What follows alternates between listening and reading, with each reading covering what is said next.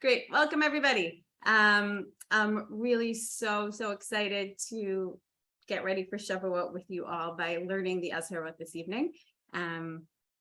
Before we start our learning, I want to take a moment to dedicate our class this evening to the memory of my uncle, Alan Cohen, Abraham ben Simcha.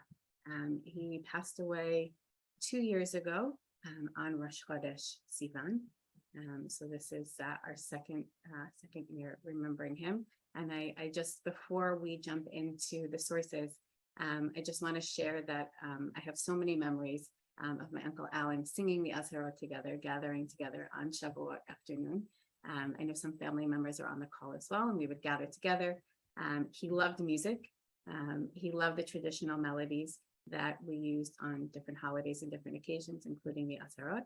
And I have so many memories also of just studying Torah with him, that he loved the words of the Torah, and he loved to study those words with me. So I'm dedicating this class in his memory, and may his neshama have an aliyah. So people on this call, some of you might be very familiar with the Azharot and have practiced this custom, and this might be a brand new idea for some of you.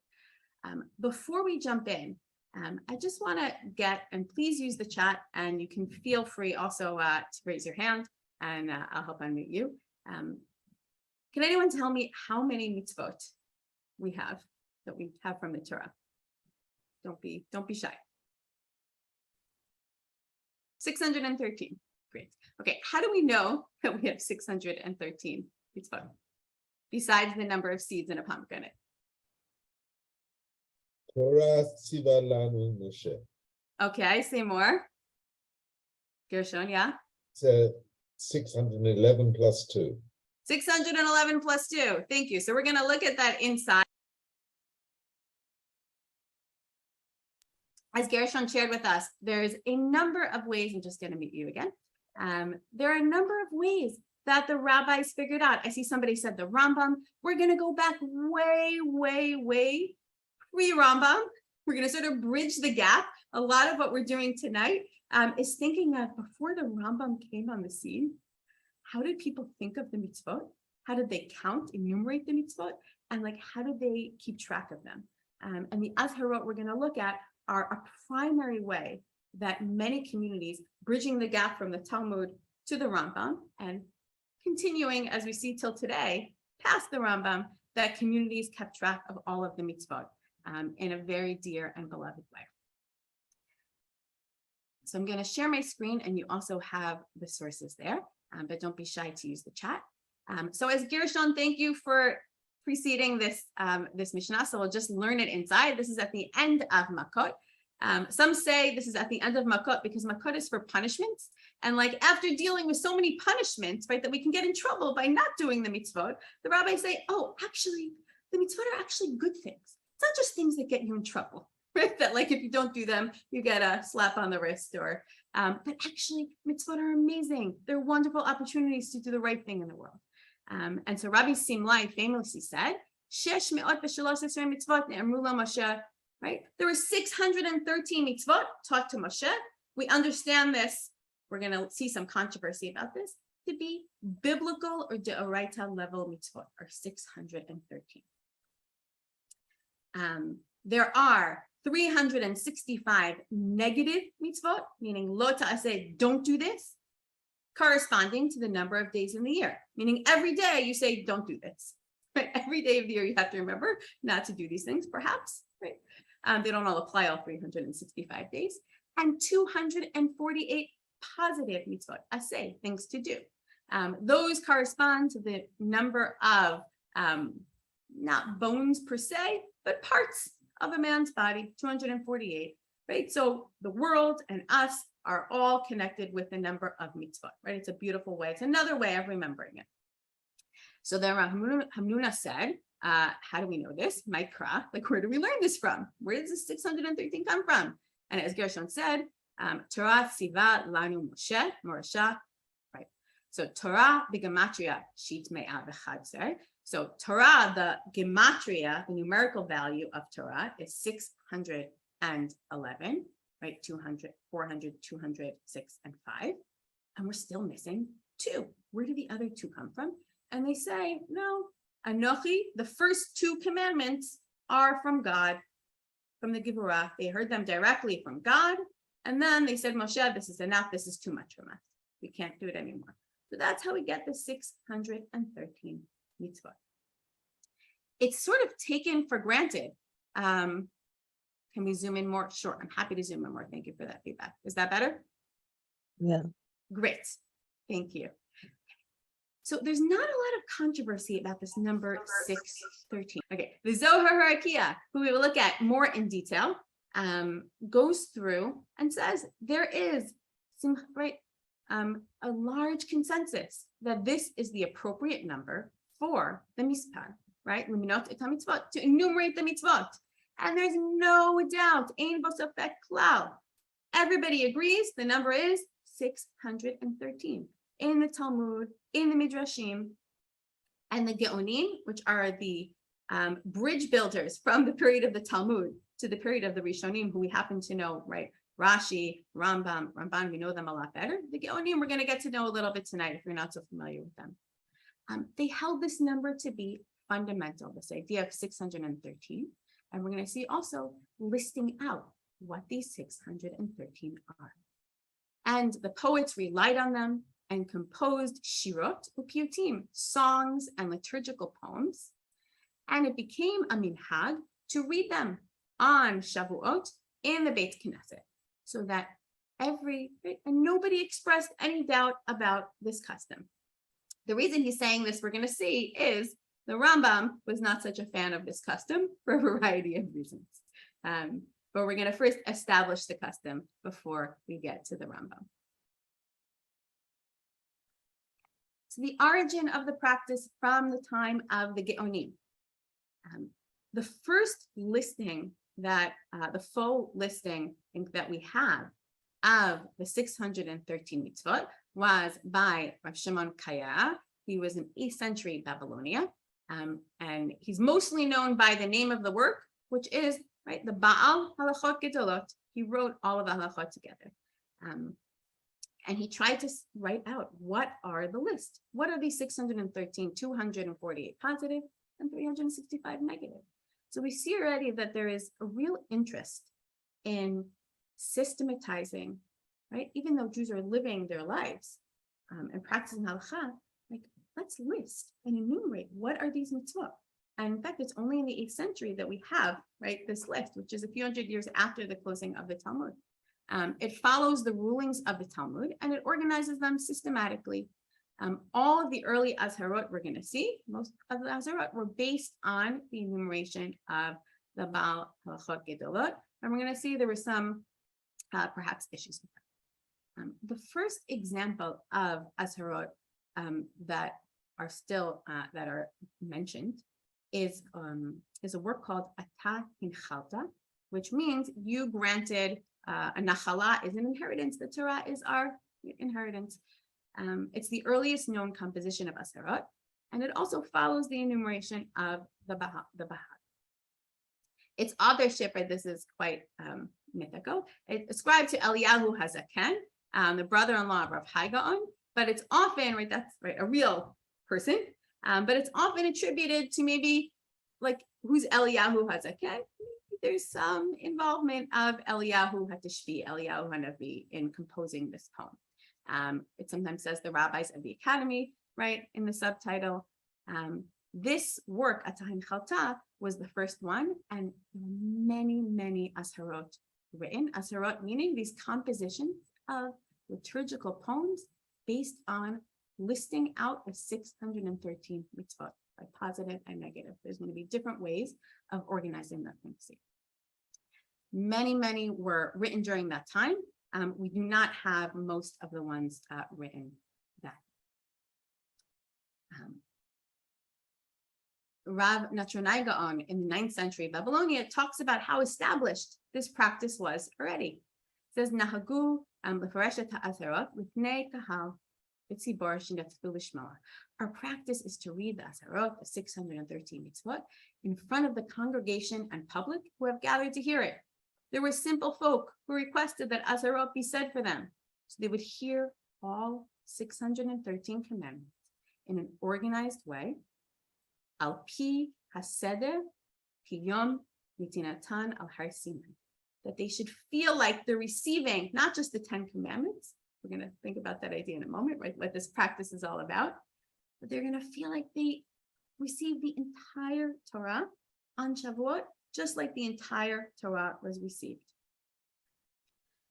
In order, whatever that means, in some order. V'yizkuru, and they'll remember it. Why? We're going to talk a lot about this. It was a poem. It was written in very poetic ways, and we're going to see ways that encourage people to remember it. V'yu sidurot b'libam b'shana. By hearing it once a year, and by doing it in this poetic form and saying it out loud, even though it's only once a year, people will remember them, and it'll be inscribed and set in their hearts and in their mouths, that at least once a year, everybody will hear the entire 613 mitzvot. Now, again, we have to remember that this is, first of all, before the Rambam having the Sefer HaMitzvot, which we're going to talk about, and before most people, right, there was not a printing press, most people were not literate. How would people know what the actual, right, the list of the 613 mitzvot are? So the Azharot was a beautiful, but also very useful custom that came into place to remind people about this. And I think many of us, perhaps if you've had the experience of, I think high holidays and enumerations is a great example of this, that there might be things that we say really just once a year. We might say it once a year, but you say it once a year, every year, it becomes like sidor b'piv. It becomes really like something that you know. And once you hear it and everybody's saying it, you sort of get into it and you remember it. And so all year they will have it and remember it. Rav Saadia Gaon in the 10th century Babylonia, in his Achot Yom Tov, talks about this practice. And he says, I've seen she'anshei doreinu regalim she'emru lahem musaf ikarei Torah mitzvah. So in our current generation, again, this is in the synagogue, this practice, that at Musaf, they would say kind of the essence of the 613 commandments that God commanded the children of Israel in this Ata Hinchalta, in this poem that we saw of Rav, like the early. It should be noted that Rav Saadia Gaon wrote his own Azharot. There's a link if people want to see for a moment. Here's an example of Rav Saadia Gaon's Azharot. This is an introduction that was written probably after the Azharot were actually written. And you can see it's in alphabetical order. It starts with Anochi, and it goes in Aleph Bet order, which also makes things easier to remember. Right? Think of Ashrei, things that are in alphabetical order. You sort of, even if you don't remember the next line, you can sort of anticipate, all right, I remember what letter is next, and then I'm going to try to remember what's next, right? So the alphabetical order really helps people remember it, and many of them were in alphabetical order. What's interesting about the way that Rav Saadia Gaon organized it also, he had his own system, but one of the Azharot that he composed, was a system that he had, that the entire 613 mitzvot are like sort of come out of the Aseret HaDibrot, out of the 10 commandments, right? Which is an idea that that exists. Many of us are probably familiar with the idea of reading the 10 commandments from the Torah. So Rav Saadia Gaon sort of bridged that custom of the 10 commandments that actually were received on Sinai, and then bridging from those 10 commandments, right, how the rest of the 601 commandments, 603 commandments emanate from that. So that was a system that he established. It is very, very artistic. We're going to see there's a lot of skill and beauty and thought put into many of these poems. As you see with Rav Saadia Gaon, it's not only that he was a great master of halacha and a great leader, but he really put a lot of effort into making this poem something that people could remember and find beauty in. In terms of the name Azharot, right? Why are they called Azharot? It is sort of right? Azharot literally means What does Azharot mean? Warnings. Warnings, correct. It means warnings. So there's an idea, especially for the negative commandments, right? That you must like warn somebody. If you're going to hold somebody accountable, you sort of have to warn them, and they can't receive a punishment unless you warn them. So it's a little bit, right? You have that reverence and fear of Har Sinai when you hear the name Azharot. It engenders that sort of like really, like, oh, these are like very, God came and gave us these commandments, and there's a lot of awe. And I think that when we read in synagogue, when we read the 10 Commandments, and a lot of the liturgical poems that I've experienced also in Ashkenazi synagogue sort of try to get to that place of awe, right? That awe and reverence for that moment of revelation. But we're going to see with the Azharot that it doesn't only have that reverence of the words of God, but that actually has a lot of sweetness and beauty to it. It resonates with the word Zohar, doesn't it? It does. What do you make of that? I'd never thought of it before. It's just Well, amazing. Okay, so perhaps that's why we're going to talk about the Zohar Harakia again in a few moments, right? That could be one of the reasons why, right, the Zohar Harakia was called that book that was a commentary and attempting to resuscitate or like protect the Azharot from the Rambam. Not resuscitate because it was an ongoing custom. So this explanation is from Rav David Biton. Rav David Biton was a rabbi in the Syrian community. He wrote a book, which I luckily borrowed. It's very hard to find in print. He passed away in 1979. I think he passed away young. He didn't get to publish the entire book. But he wrote a book called Ta'am V'Da'at that he wants to give. Could you tell us, do Ashkenazim follow the Azharot, or is it basically a Sephardi minhag? Okay, so we're gonna maybe poll the crowd, but for the most part, my understanding is no. No, Ashkenazim Yeah, don't. so my understanding is we'll talk more about the custom. I want to lay the groundwork, and I'm really interested to hear people's personal customs. It started from the Geonim. So just for a little bit, I'll just stop sharing the screen for a second. Just for a little bit of background, just so we're all on the same page, right? The Geonim in the 8th, 9th, and 10th century, that sort of precedes most of the split of the Ashkenazi community, going to Italy, going to France, going to Germany. So they brought many of the Gaonic customs, I appreciate the questions. Don't worry, I won't answer them if I think it's rude. I'm good. I appreciate the questions. But we're all here to learn. And I think this is actually very important. Yeah, it's very important. You yourself are Sephardi, right? I'm sorry? I take it that you yourself are Sephardi, right? Correct. Yeah. Yes. So this custom predates the split between, right? I mean, Jews lived in Middle Eastern lands, that predates the split and development of Ashkenazi Jewry.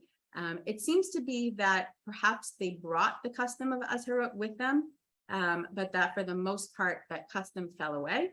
And we'll talk more about the Sephardi practice, but my understanding is the Ashkenazim, the idea of Akdamot, which again is about that moment, that awe and reverence of setting the scene at Har Sinai, is the primary sort of liturgical poem that is read, and not necessarily these enumerations of the Mitzvot.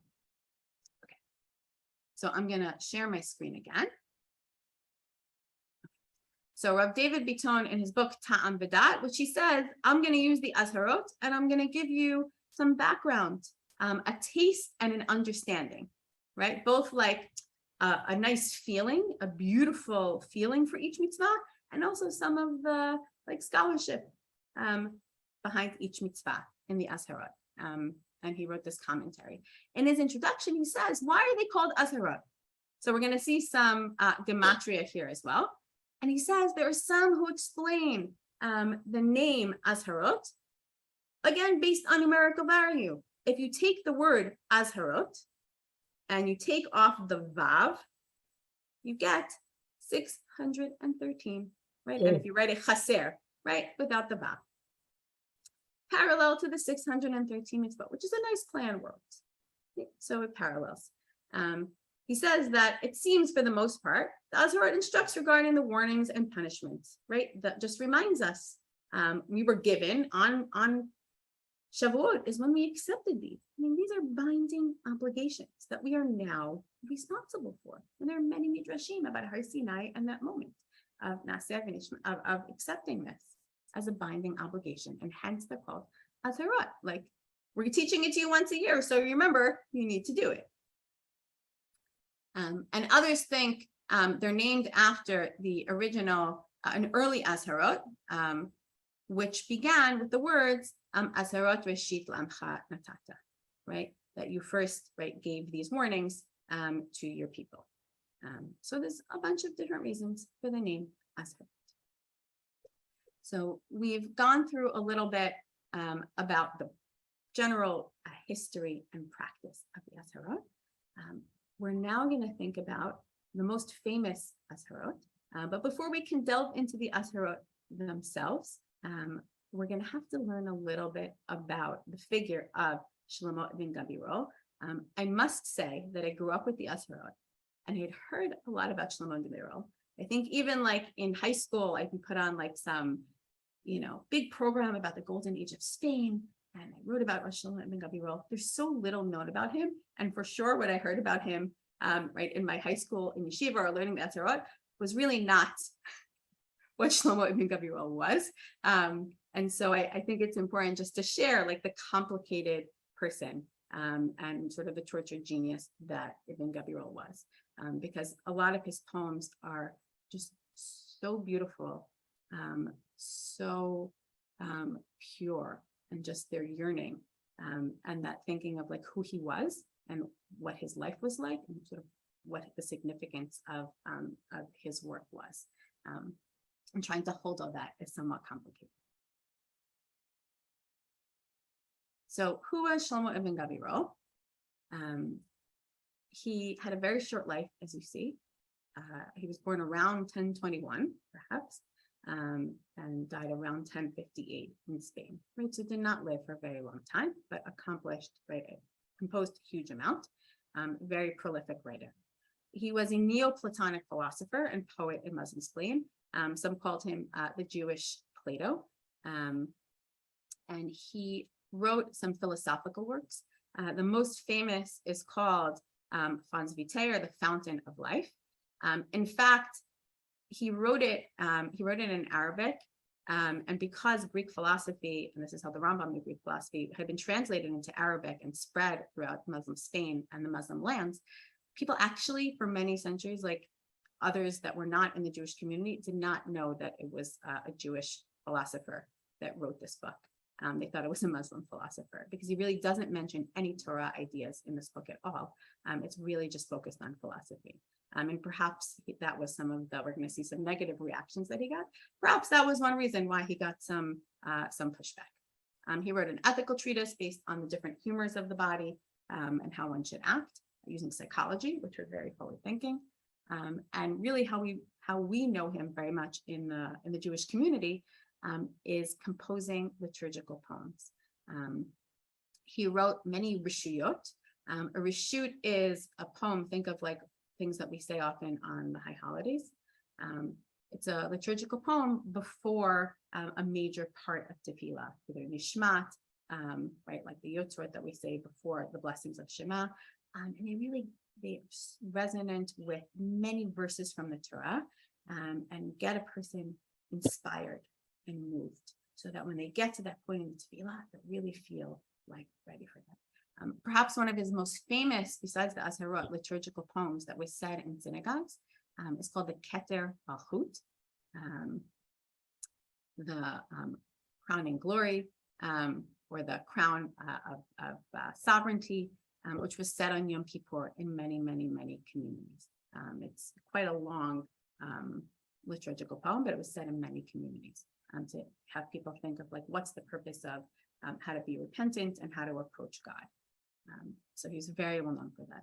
He also wrote a lot of secular poetry, which we're going to see was much of it was not available for many centuries. He lived in very quickly caught on to the ear of the regular people and also to the scholars and the poets and those who were like in the court life in Muslim Spain really were attracted to Ibn. He was a shining star in terms of, we're going to see not necessarily his personality, but in terms of what he wrote. But he was a complicated person. The tradition is that he wrote the Azharot at the age of 16. When you see the Azharot, you're gonna like be shocked that he wrote it at 16. He actually wrote 2 Azharot. He wrote an early one at age 16 that were more based on the type that Saadia Gaon wrote in an older poetic style, which we'll talk about. And then he wrote another one, perhaps at 18, a little bit more mature. There's a tall tale, I guess, that Rav David Biton shares in his Ta'am V'Da'at, which he says, like, take it or leave it. Unclear, how we understand this story, because we're going to see the life that Ibn Gabirol had. But there's a Yemenite story that perhaps when he was 18 years old, he was studying with a rabbi.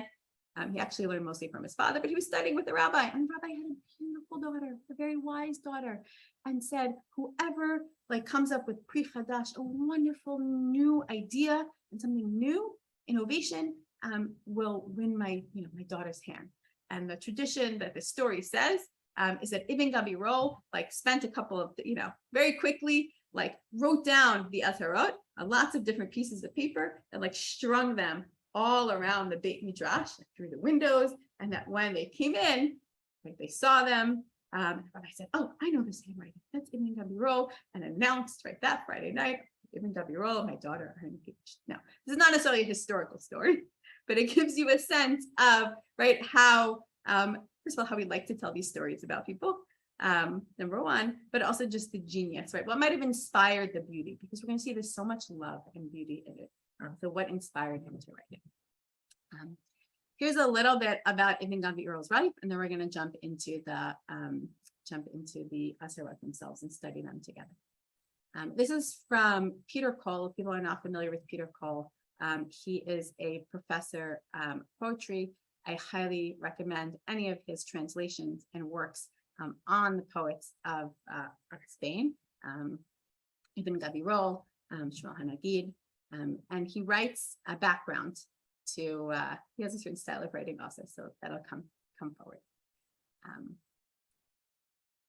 So Ibn Gabirol was also known in Arabic as Abu Ayyub Suleiman ibn Yahya ibn Gabirol. And so he was often called that. He says the reconstructed facts are few. He's born Shlomo ben Yehuda ben Gabirol in Malaga to an undistinguished family that maybe fled the Umayyad Caliphate, Cordoba, with the same wave of refugees that include Shmuel HaNagid, who would become the period's first great Hebrew poet. Meaning this was an era, again, the golden age of Spain, of a rise of masterful Hebrew language poetry in the community. They moved to Saragossa, and Ibn Gabirol, he's known in Arabic circles as Abu Ayyub, which literally means the son of Job. We're going to see that Job, unfortunately,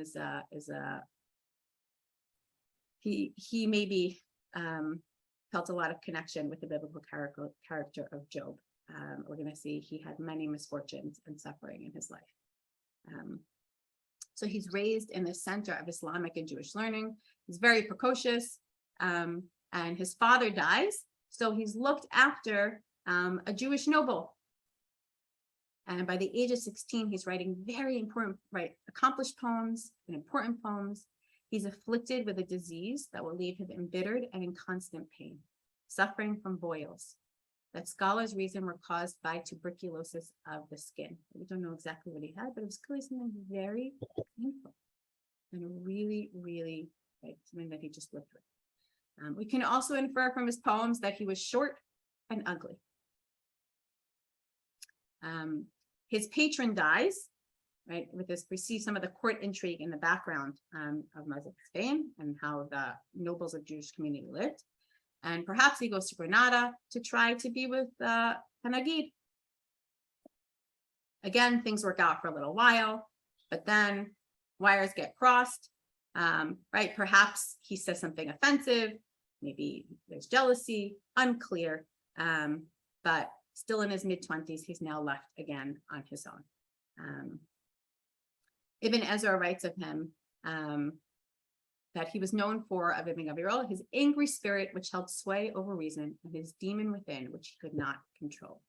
Right? So he, as precise and careful and beautiful as his poetry was, you can see that in his personal life, right, much more challenging. So he writes secular verse, often gnawed with ambition and anger, and it's probable that later in life he's supported by his writing for the synagogue, composing radical and remarkably self-deprecating piyutim or liturgical poems for Shabbat and festival services. Okay. And here is that, right, some of the other things that he wrote. Arrogant and orphaned and itinerant, right? Says he dies, says Ibn Ezra in Valencia, not yet 40. And so his religious poems, which we're going to get tonight, are very well known. There's a very fascinating story in Peter Pohl's works about how we got many of the secular poems. I will leave that for people for another time. Okay. So now we got a little bit of a sense of coming up to 11th century Spain. How do people experience Shavuot? Now, I think it's really, I have to stress this, just because I think it gives us a sense of like where this was coming from, but also the significance of this practice.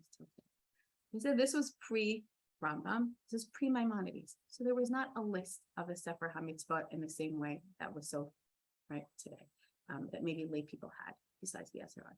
This was also pre-Kabbalists. People were not staying up all night on Shavuot learning, right? I think we have to remember that that practice is a mere 500 years old, if that.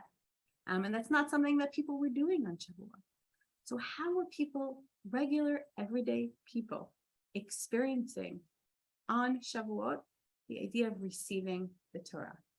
Shavuot is one of those holidays which there's not a lot of commandments, not a lot that we actually do.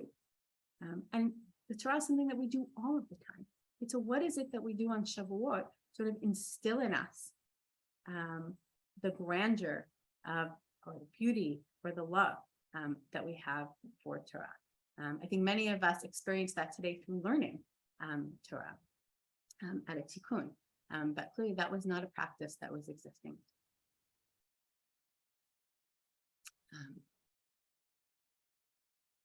We're going to look at the Azharot, but it's important to know that, right, Ibn Gabirol's were the most famous, and we saw in some of the sources before that they quickly gained a lot of popularity all over the Middle East, in the Sephardic countries as well. People started saying the Azharot, and people loved them. They loved his poems. They became very, very popular. Ibn Ezra came soon after, right? It was not a fan. Why was he not a fan? And we'll see the Rambam for the same reason. Ibn Gabirol knew a lot of biblical verse. He clearly knows a lot of Chazal, a lot of what the sages said. He is not a halacha master. Ibn Gabirol is not somebody that did not write works of halacha. He's not somebody that we learn halacha from. And yet he wrote the most popular work that regular everyday people are learning the mitzvot from. Right? But he's a poet, not necessarily, right, a traditional scholar. The Rambam, we're going to see, also had his own issues. So the Rambam, who comes soon after, and this also helps shed light on why the Rambam decided to write his Sefer HaMitzvot. Besides organizing the mitzvah, why did he find it important to list the mitzvah? And he says, I've heard, right, I'm going to read just in the translation for the sake of time. Many Azharot that are composed here in the land of Spain, I have heard of, they seize me with pangs. Upon seeing the fame of this matter and its spread, right? This is just a century, right? Soon after Gabirol, already this is so widespread by the time of the Rambam. It caught on, like, right? People loved it. And even though they're not to be blamed, can't blame them. Why? Because their authors were poets and not rabbis. Right? They're learning Torah from poets. And from the angle of their craft, they did that. They're very sweet and they're beautiful. These are beautiful poems. But what is the Rambam's problem? So this goes back to where we said the first enumeration was the Bahag, and without getting too lost in the weeds, right? The Rambam had a lot of problems with that original listing. The Rambam did not think it was the correct listing, and he saw it his job to correct it and to make sure that people would know what was correct. He says, when I reflected on this and realized the fame of the matter among the masses, I knew that if I mentioned the true count, people will say, no, the Rambam is making a mistake. That's not what we know. We know from the Azharot. We know the true count. We know the true list. Right? He'll see it's different than what they sing every year on Shavuot. So therefore, he saw, right, so much is the case for the masses. He says, not only scholars, but right, not only regular people, but maybe scholars. So I saw fit to, before I put together my Mishneh Torah, I'm going to mention an essay, and before I list them, and I'm going to explain the list of the commandments and also a whole organized system, right, about how I came up with it.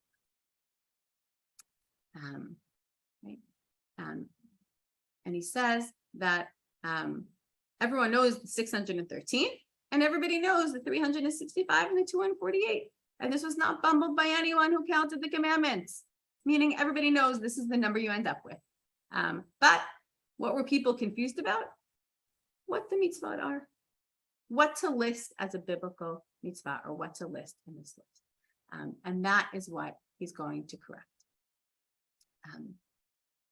The Zohar Harakia, which actually people can find on Sefaria in Hebrew, and there was an English edition by Philip Kaplan. So this is by Rosh Shlomo ben Tzemach Duran, the Rashbetz, who also wrote the Tashbet, who came and tried to have the Azharot be something that, since everybody's reading it, everybody loves it. This is now a few centuries after the Rambam, but now we have the Rambam. How can we reconcile the two? And so he works very hard to try to rectify any issues that the Rambam might have had with Ibn Gabirol. We're going to see some of the main issues in the listing were the Bahag included some rabbinic mitzvot, for example, lighting Shabbat candles, lighting Hanukkah candles. So those are listed in the Bahag, and we're going to see Ibn Gabirol lists them as well. And so the Rambam wants it to be very clear about his principles and what he listed. So a lot of ink has been spilled on that, but it's a really fascinating tension that we see here between, you have this master poet who basically builds on this custom in the most now famous and popular way that spreads like wildfire. And now everybody knows the 613 commandments who didn't know them before Ibn Gabirol, and they love it, and they're singing it every year. And the Rambam, although it's like, on the one hand, people love it, now everybody's learning it, it's like they're learning the wrong thing, and he like can't abide that they're learning the wrong thing and like has to fix it. That being said, we're going to look at the unchanged, right? We read them as they are, because the mitzvot are the mitzvot, and whether something was biblical or rabbinic, right, these are mitzvot that we have. And that's the way that Ibn Gabirol listed them, and the poem has remained that way. A little bit about the poetic construction. So as we saw with Sa'adi Gaon, that it was often using acrostics,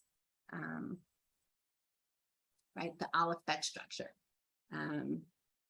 They also had something called shirshur, which is like a chain, which is you end one section, like let's say letter aleph, you end with the word bach, right, in you, then you start bet with bach. That's also like not only a really beautiful poetic device, but it's a really good mnemonic device. It's a really good mnemonic device to help you remember it. What's fascinating about Ibn Gabirol is there's actually, it helps you memorize it because of the rhyme structure, but it's not in alphabetical order. It's not in like, we'll see that lots of different commandments are sort of mixed up together, right? So he had a very different idea. He really was focused on this beautiful poetic structure. And so it's not the order that they appear in the Torah, and not a logical order like others, the Bahag and Sa'ad Gaon have listed before. So we're going to look at some examples, right, and some exceptions. So the commandments are placed out of context. Some are repeated. Sometimes it'll be mentioned in a general way, and then he'll mention something more specific about it. And we're going to look at the rhyme scheme in a minute, but it's like couplets with 4 stanzas, that the first 3 rhyme with each other, and then the 4 rhymes with the next one. This is a scan from Tan Vedat. This is a manuscript of Ibn Gabirol's Azharot. So you can see the old handwriting that they had at that time. This is from soon after from Ibn Tibon, who wrote a commentary on Ibn Gabirol. Poetic license. Yes, this is all about poetic license, which you can see the Rambam being a systematic, right, who felt like even the Talmud, the Mishnah and the Talmud weren't organized enough, and he needed to come and write because they're not, right? And the Rambam needed to come and say, I have to put order here and a system, and we need to know a system of doing things. I'm like, that is really not what Ibn Gabirol is doing here. But it is intellectual. What's beauty is it's poetic and intellectual as well. Right, yeah, the writing, I'm not an expert in writing. I know they wrote Judeo-Arabic at the time as well. So the letters do look a little bit different than we're used to seeing today. I do see one question about the list differing. Without getting into, I'm going to share the Azharot in a second, and then we're going to sing some of them. I'll sing some of them and explain some of them as we go through. But in short, right, the Rambam was the one who redid the listing against the Bahag. The Ramban, Nachmanides, then came and tried to resuscitate the Bahag and sort of argue against the Rambam. The Rambam's has been, for the most part, right, accepted in some ways, but we still have these Azharot, and we still have other things that are based on the Bahag. I'm going to share the Azharot in a second. I just want to say the Azharot, I saw some of my family members holding this up as well. I just want to mention this is clearly the Azharot have been around, right? Even Shlomo and Gabirol have been around, right, for over 1,000 years. This is a more recent, in the past like 15, 20 years, collection of the Azharot, the same text. But what's wonderful about this is it's written out in a very clear way. It has an English translation to it, and it has annotations in both Hebrew and English. I just want to point out the English translation and the annotations are from my community rabbi, Rabbi Ezra Labaton, who passed away almost 10 years ago. So may his Nishma and Aliyah for us learning his works. So I'm going to share first the first stanza. You don't have this in the sheets. This is published by, I'm glad you asked me that because I wanted to make sure to mention it. It's published by the Sephardic Heritage Foundation, which if people want more about that, I can share more. But I think it can be bought in most Jewish bookstores. It can be ordered online. But the Sephardic Heritage Foundation has tried to make traditions, this is particularly for the Syrian Jewish community, which I'm a part of, to make these customs that people have been doing for many generations, make them easier to understand and pass on, make them more accessible, and make them more available to an even wider audience, and new printings, easier to read printings and translations. So it's a beautiful, beautiful effort. Yeah, you can find them. Thank you, Monique, on Makor Judaic. Okay. So we're going to look at the first stanza.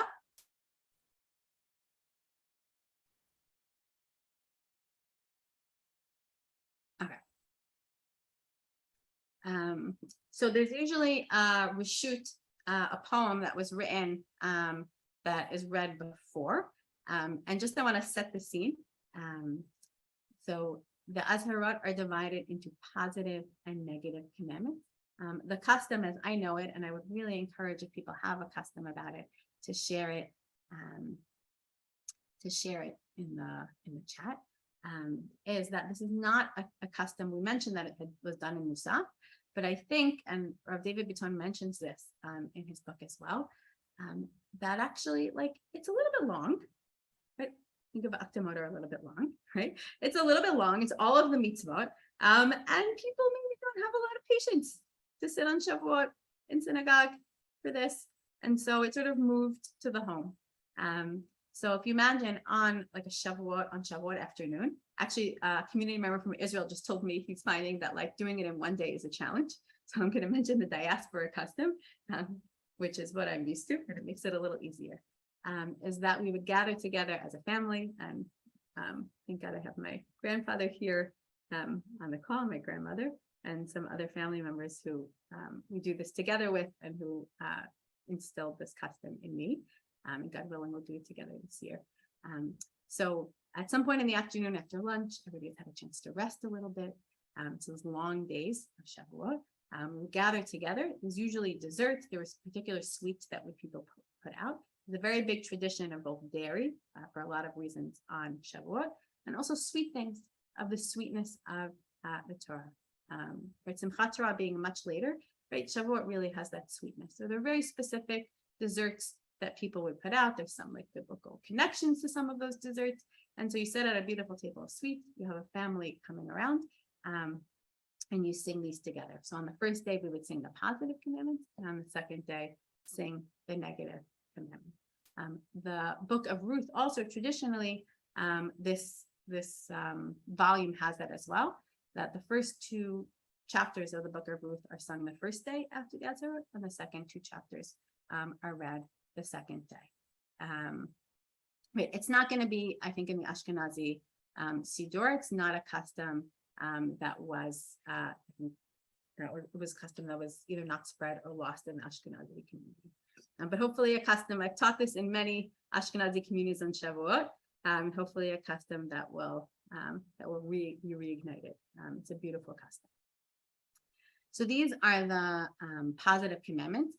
And as people can see, I'm going to zoom in a little bit.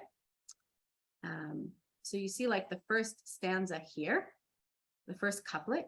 So this all rhymes with each other, right? The first 3 parts rhyme, right?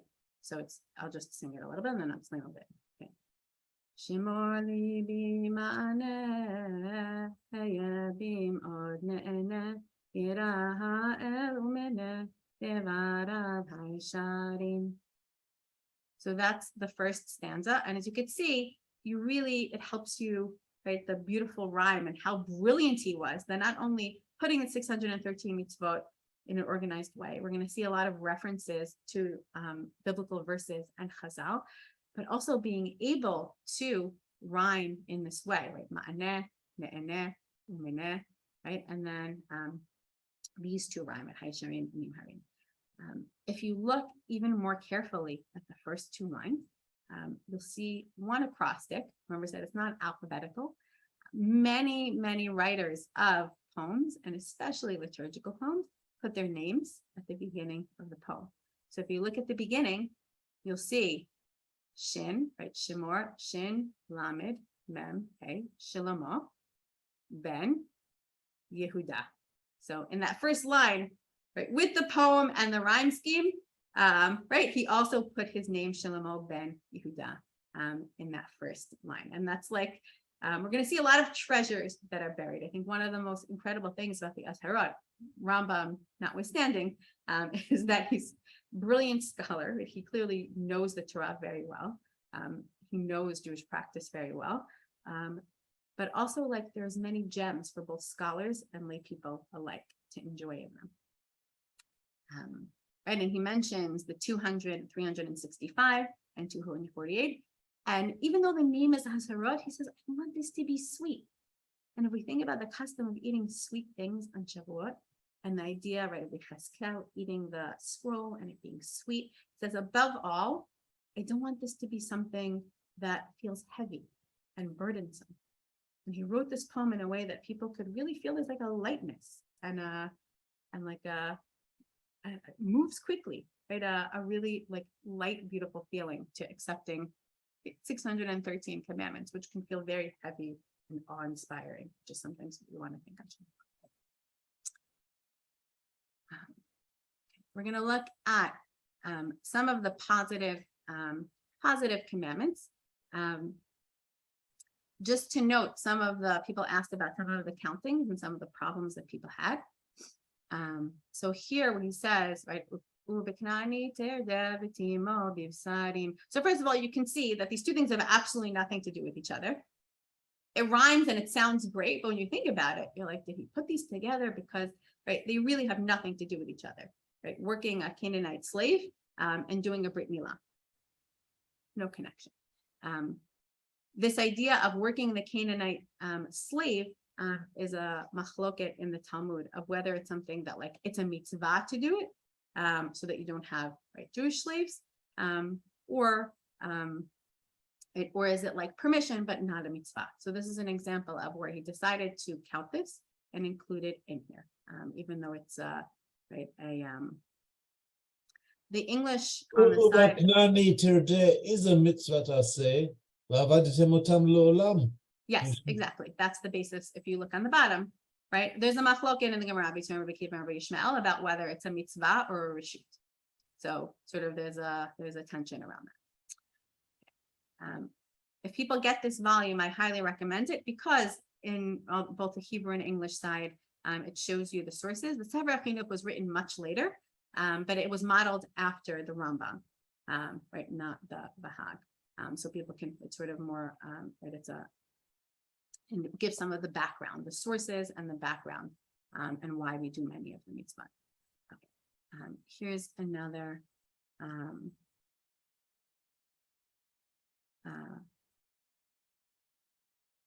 example where he puts a number of different items together. I just want to notice on the bottom, if we look at lines 60 and 61, right, where he says on 61, when he starts the new verse, right,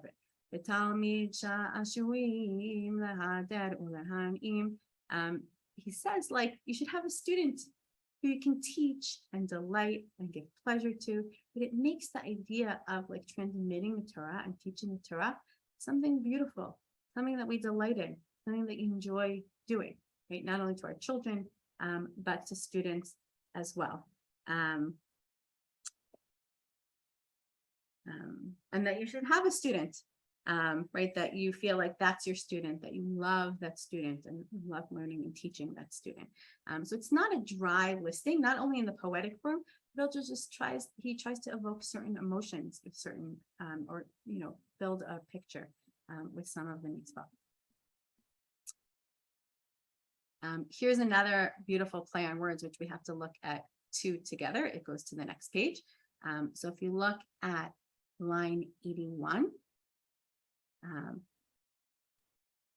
Shemor ve'emor ha'ach, Shemor ve'emor ha'ach, v'hachiotach ha'ach, v'hanotar ba'ach. So he actually uses the same word, but it has different meanings in all three contexts. Semach ve'emor ha'ach, rejoice with cries when you say, so happy, right? It's like an onomatopoeia, right? Somebody says, should say, rejoice and say, ah. When, right? This is the mitzvah of, right? V'chai achicha emecha. When somebody starts to slip, right? They're falling through the cracks. They're not able to support themselves. You lift them up, and right, v'chai achicha emecha. And then totally another area of halacha, v'hanotar ba'ach. And also on the hearth, you should burn the leftover sacrifices, get burned every night till the next day. So right, the same exact word, meaning three different things in these three parts of this stanza. And then Yishlach al ha'urim is how he ends it. Right. So really very, very playful and very evocative in how he uses his poetry. What is the hanotar ba'ach? What is the ach there? The fire. Ba'ach is the hearth. Okay.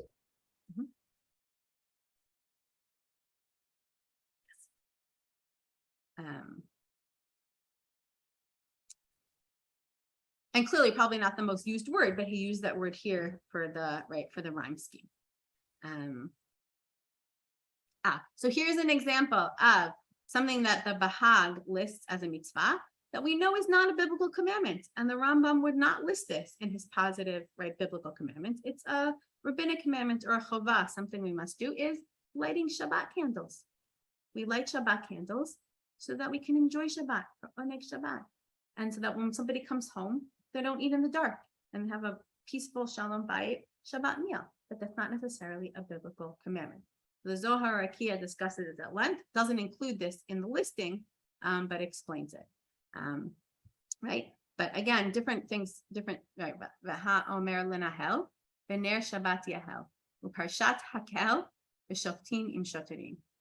So it's not only that the last letter rhymes, but right, lenahel, that you lift up the omer, you light up the Shabbat candle, you say hakel. Again, these sounds, right? Nahel, Yahel, Hakel, right? Which are three totally disconnected, completely different mitzvot put together. And when you're reading it, it like rolls off the tongue and you cover each one. And your mind is sort of free to make the connections between them, either linguistically or just try to make connections. And then appointing judges, right? Which again has very disconnected. Right, so we see for the most part, a lot of them are disconnected.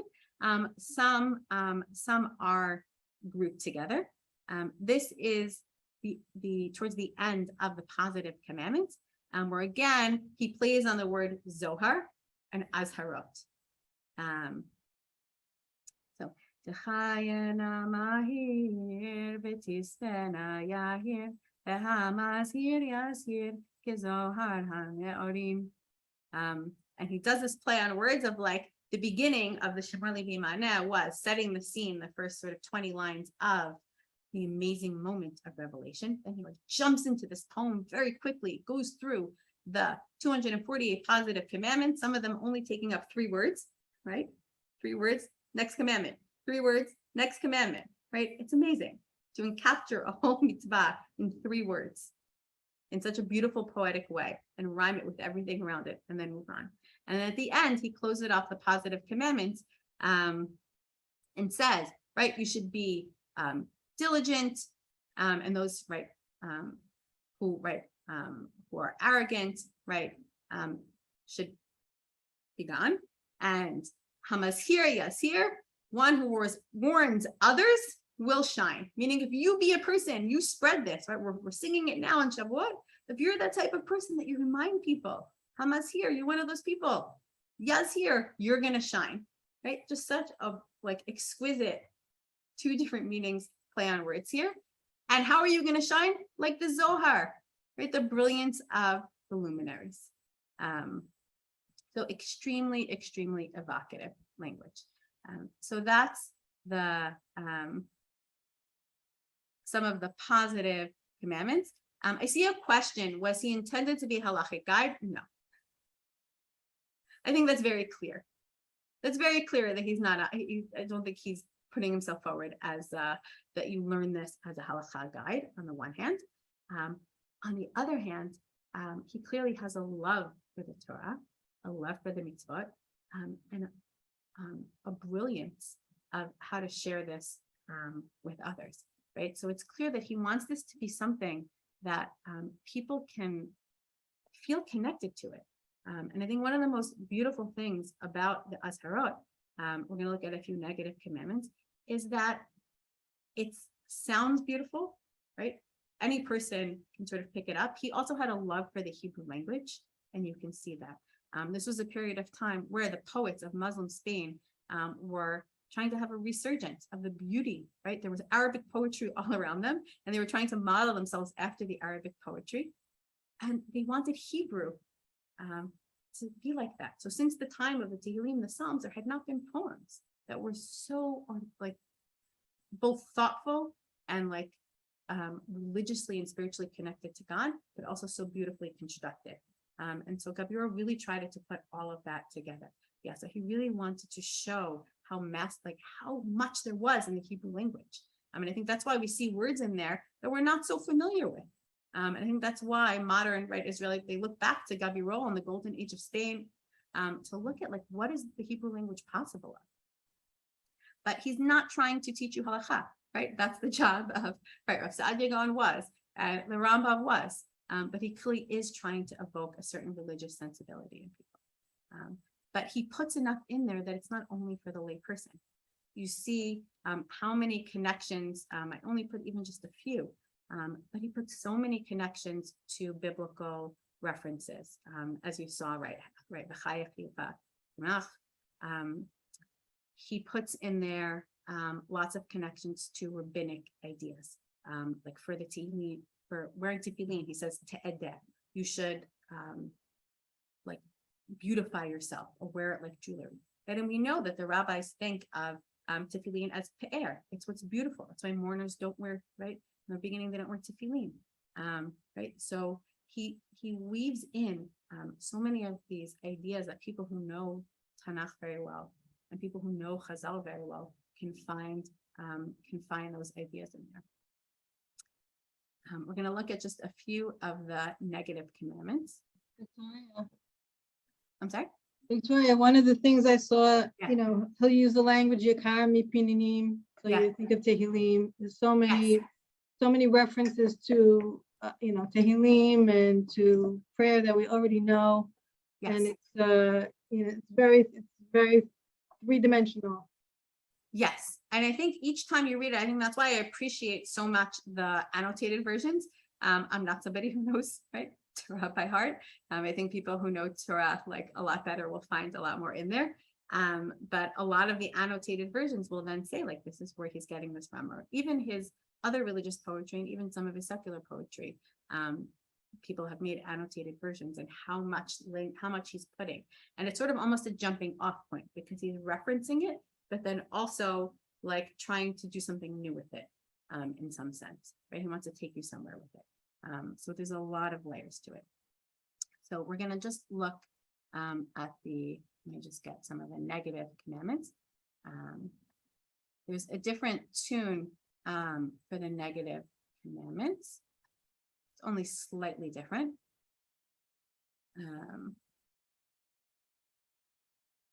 Let's go this way. So one example of him evoking Torah language, but also the ideas of the Chazal, where he says, "Lo tochal al hadam, right? Timidi hanikdam, v'achela v'hadam, shnei ele asurim." He said, "Don't eat before the blood. My daily sacrifice is sprinkled." So that's like the basic idea in the Torah. But as you see in the notes below, right, there's many rabbinic ideas learned out of the idea of not like lo tochal al hadam, right? You can't eat before praying. You can't deliver judgment, right? So there's a lot of different laws learned from that.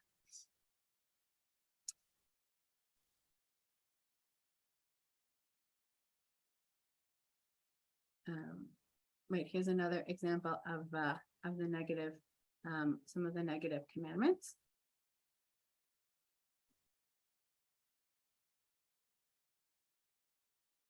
So this is a fun riddle. So he's having fun with this.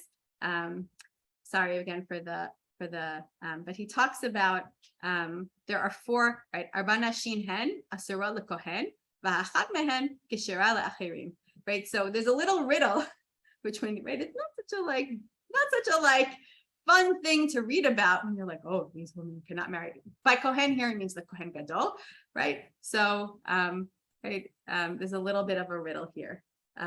Right, 4 categories of women are forbidden to the high priest, right? A zonah, a grusha, right? A zonah, or whatever that means, a divorcee, right? Somebody, and a regular kohen can marry an almanah, a widow, right? But not the other ones. He also, this is a one where he put in the, right, so there's positive and negative, right? There's positive commandments for the kohen gadol, who he can marry, which he put in the positive commandments. And now in the negative commandments, he's discussing it again, right? But I just think this riddle of is really, really very sort of makes you smile, but also helps you remember it.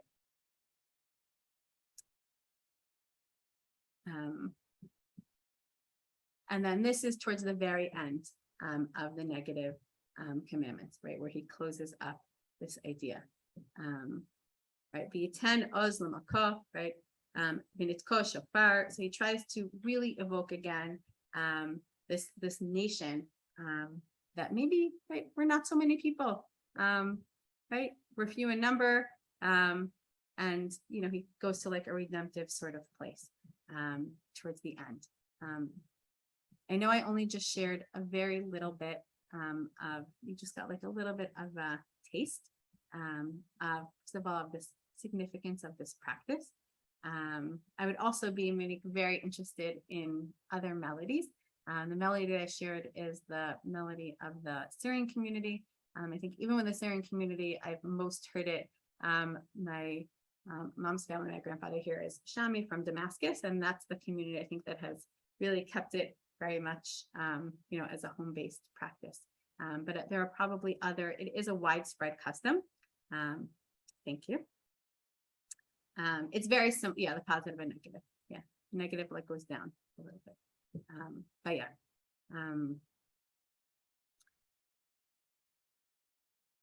So if people have customs, would love to hear more if people have that experience. But I know we got us preparing for Shavuot in sharing the Azharot with you. And I think there's something really, why were these so popular? Right? What drew them into the hearts of the regular people? And what is it that that people saw in them? So I think part of it is the tune. I'll sing the beginning part again because I think people just asked to hear that again, just to hear the regular tune. I don't have the best voice. I'll sing it. Just so people can hear the tune. So part of it is like singing something together as a community, that communal experience.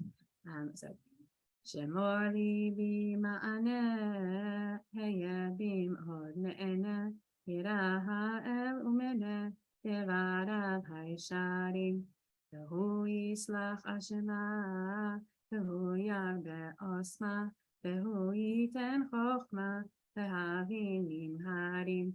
So you'll see Asaper Tushiyot, Mitukot Lapiyot, Ve'asif Talpiyot, Ve'asher Ha'overim, Skir Mitzvat Aseh, Ve'dat Ma'oz Machzeh, Ve'al Pisha'a Yechatzeh, Megale Nistarim. So that's the tune. And imagine we would go around, as a family, and everybody would take a part, and we would all sing it together. Customs such as this, which maybe originally was a synagogue custom. We saw the custom, the Geonim custom that they started doing in Musaf, but that it's so well loved that people, whether they did in the synagogue, whether they did in the home, it's a custom that lasted. Part of it is the beauty of gathering together and sharing the Torah. That Matan Torah is not a one-time thing, but it's something that we love the Torah, that we want to share it with our family, we want to share it with our friends, neighbors might join, other community members might join, and it really evokes a feeling of what Shavuot is all about, right? That this is a gift that we were given, and it's something that we appreciate, and we love it so much, and we want to explore it, and we want to sing about it, and we want to sing about it in rhyme, and we want to teach it to our children, and we want our children to learn the tune and learn the rhyme, so that then they'll share it with their children. And to me, the Azharot really, more than listening to the Azharot in shul, which there's an awesome feeling, but this really gives us a sense of what does it mean to accept the Torah and to pass on the Torah in such a loving and beautiful way. So I'm so grateful to have this opportunity to share this custom with you, and hopefully it's a custom that if you're not familiar with, that you can be aware of and maybe share in the future. Wishing everybody a very sweet Shavuot as we accept the Torah once again.